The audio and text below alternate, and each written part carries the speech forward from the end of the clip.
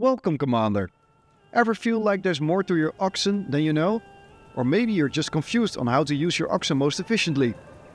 What if I told you the secret to building a thriving city isn't just knights or manors, but these guys? Moo. Oxen might look simple, but they hold the key to transforming your strategy. In this video, I'll show you 5 tips on how to turn your oxen into the ultimate workhorses. And one of those 5 tips will greatly improve your production chain. So, since you're a busy gamer, let's cut the fluff and get right to it. People can do a lot manually, but some tasks are just too challenging for them. Take hauling heavy logs, for example. Those are required to build anything. People can't drag them from the logging camp to the construction sites themselves. So that's where the oxen come in. This is Fritz. He's awesome, and he is the truck and heavy machinery of your medieval town, weighing in at around 2,000 pounds of pure muscle. And you'd better take care of him because, to be honest, you need him far more than he needs you. My first piece of advice: oxen are so important in your town that I would urge you to buy an extra ox immediately. It is money well spent. You can buy a new ox from the hitching post, the stable, or from the livestock trading post. A new ox costs 20 regional wealth and will arrive quickly after you order it.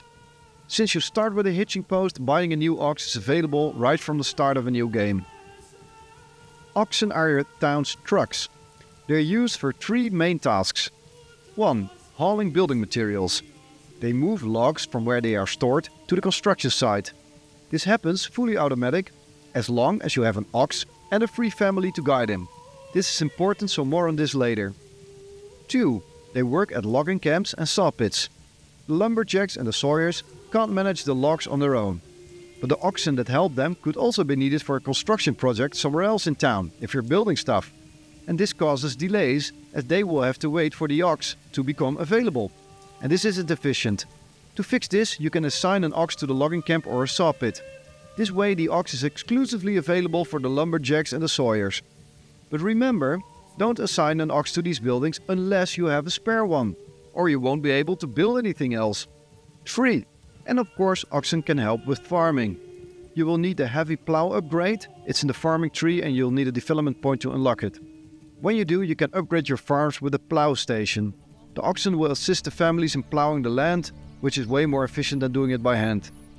Make sure to manually unassign the ox from the farm in the winter months, because otherwise they are just getting fat in the barn and are basically useless for the rest of your town. Oh, and a final note on assigning oxen to buildings. At first I thought that you could assign oxen to the trading post, since the icon under the livestock tab shows an ox. This is not the case, however. These spots in the trading post are reserved for horses. This may be a tip for the game developer. Maybe you could add a horse silhouette in this icon for clarity. Thank you. Let's move on to stables.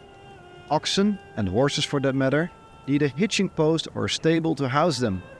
If you don't have enough stable space for your oxen, the game will notify you that your animals might run away, which they will do sometimes.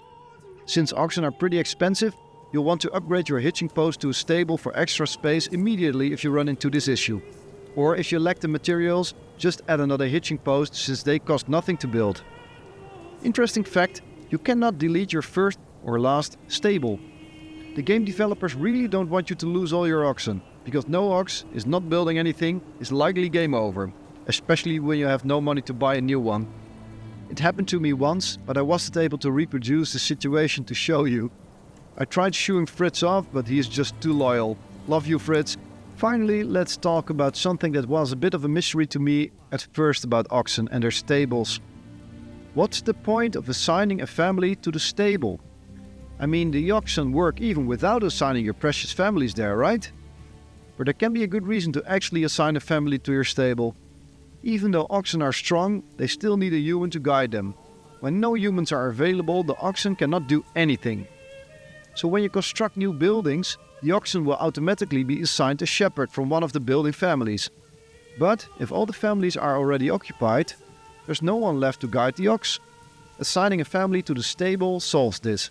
They'll dedicate all their time to shepherding and caring for the oxen, ensuring they run efficiently and don't run away. The same thing applies when you assign an ox specifically to the logging camp or the saw pit.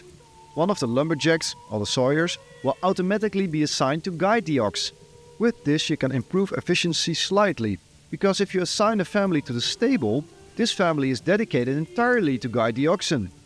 In this example you can see that when I assign a family to the stable, the ox here will be taken over by this family member from the lumberjack who's currently guiding the ox. And as you can see, the lumberjack goes back to deep branching or cutting wood. I ran a couple of tests, comparing different situations with and without assigning families to the stable and with or without assigning a dedicated ox to the logging camp. Assigning a dedicated ox to the logging camp makes it more efficient, and it seems that assigning families helps slightly too. The more oxen, the bigger the efficiency gain seems to be when assigning families. It's hard to say exactly because it also depends a lot on how busy the other people in town are with building stuff, but it seems that the logging camp produces 3 or 4 timber per month extra when assigned a dedicated ox with 2 families assigned to the stable. In this case there were 2 oxes in total in town. Of course, it's entirely up to you if you find this worth it and if you can miss that extra family. Let me know in the comments what you think.